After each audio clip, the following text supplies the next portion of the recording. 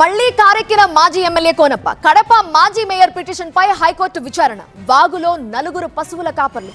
వేదికపై తన ఫోటో చిన్నగా ఉందని డీకే అరుణ ఆగ్రహం. ఇలాంటి వార్తల్ని ఇప్పుడు 30 సెకండ్స్ ఫుల్ న్యూస్ లో చూద్దాం.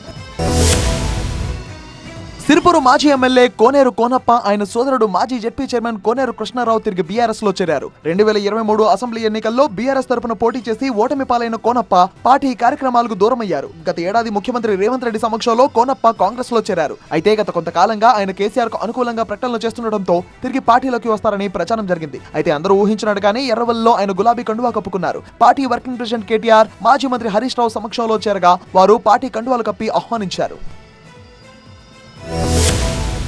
మేయర్ గా తనను తొలగించడాన్ని సవాల్ చేస్తూ కడప మాజీ మేయర్ సురేష్ హైకోర్టులో పిటిషన్ దాఖలు చేశారు. ఈ పిటిషన్ పై విచారణ జరిపిన హైకోర్టు ప్రతివాదులకు నోటీసులు జారీ చేసింది. తదుపరి విచారణను అక్టోబర్ 17వ తేదీకి వాయిదా వేసింది. ఇటీవలే కూటమి ప్రభుత్వం తనపై అనర్హత వేటు వేయడంపై మాజీ మేయర్ సురేష్ బాబు సీరియస్ గా రియాక్ట్ అయ్యారు. తాను ₹1 అవినీతి చేశానని నిరూపించిన రాజకీయ సన్యాసం చేస్తానంటూ సవాల్ చేశారు. కడప ఎమ్మెల్యే మాధవి ఆమె భర్త శ్రీనివాసరెడ్డిపై తీవ్ర విమర్శలు చేశారు. కుర్చీ కోసమే ఎమ్మెల్యే మాధవి ఇదంతా చేశారని ఆరోపించారు. ఎమ్మెల్యేగా గెలిచి 16 నెలలు అవుతున్నా ₹1 తేలలేదని మండిపడ్డారు. తానెప్పుడు కుర్చీ కోసం పాకులాడలేదన్నారు మాజీ మేయర్ సురేష్ బాబు.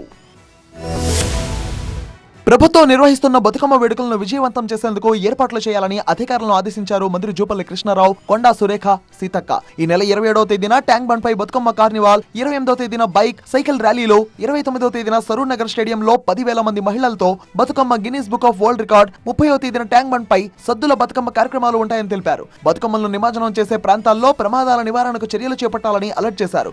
మహిళలకు సౌకర్యాలు కల్పించాలని వారు అధికారులకు దిశానిర్దేశం చేశారు.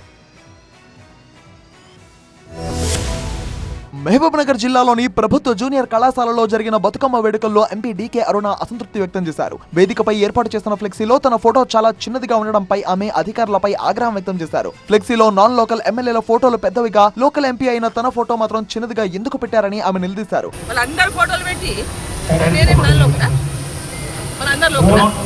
మహిళల పండుగలో ఒక మహిళా ఎంపీని అవమానిస్తారా? తీవ్ర అసహనం వ్యక్తం చేశారు. ఆగ్రహంతో వేడుకల నుంచి మధ్యలోనే వెళ్లిపోవడానికి ప్రయత్నించారు. అయితే అధికారులు, ఇతర నాయకులు సర్ది చెప్పడంతో ఆమె వేడుకల్లో పాల్గొన్నారు.